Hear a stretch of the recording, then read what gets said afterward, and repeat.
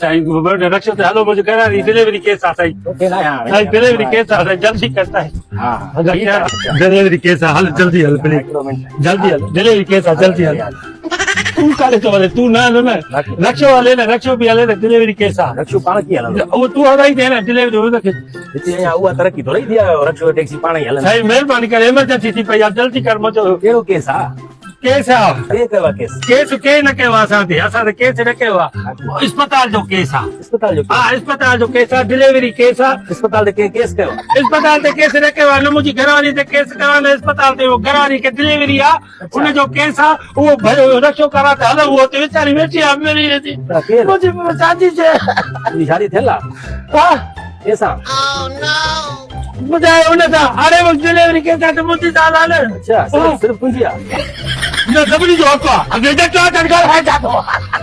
अच्छा अरे उन्हें जो डिलीवरी केस आ अच्छा हां तो के छो तो मसलो थी छा मुझो मतलब मुझी ज्यादा तो मुके मतलब होती तो ना इकड़ी ज़ार दई छा सबनी के अकाउंट दिया को जब कुकड़े तोरे जब पज रखाऊं अच्छा तो बाकी जा परेशान छो परेशान आ तो डिलीवरी के ताण के बाहर जाने वारो आ उनके हां उनके वो बाहर जम थी छा बुधायो तो पुत्रा थी अलाए छा बुधा तो हालत देता सीधी ने बाहर का पोए सूरज में मरी वेठी के सूरन तो माये के सूरज सूरन उन केन होय तू छो बाकी मुझी जाला ना हम चक्कर आने जिंदगी गड्ढा उन कदी जिंदगी अच्छा हां ये मारा पहली डिलीवरी है मेरी ना मां भी उन में जायो हां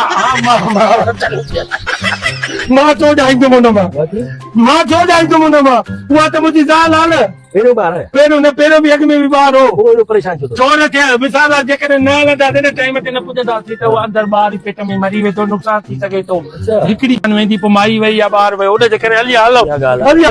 तू ना जो रक्षो कराए तो तू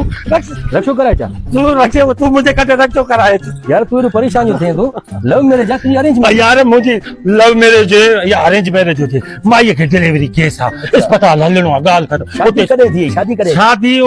मुखे 2012 में हला 13 में थी 12 साल थी हां 12 साल थी वो ये को डिलीवरी हारे थी न तो थी अगे में वक्फो भी हो अच्छा वरी हारे थी भैया शादी में वली में छा कयो धूड़ विजय दादा कुत्ता कुठा थे तू धूड़ विजय असा कुछ न कयो थे दावत ही न कई वली मो ही न कयो कुत्ते कोफ्ता कया अरे मां मिसाल दिलो था कुछ वली मो कयो न कयो हाली डिलीवरी के सा अस्पताल हल बस गाल खत्म मां अस्पताल हली छा कनो मैं तू ताल देनी जाल तुझी आ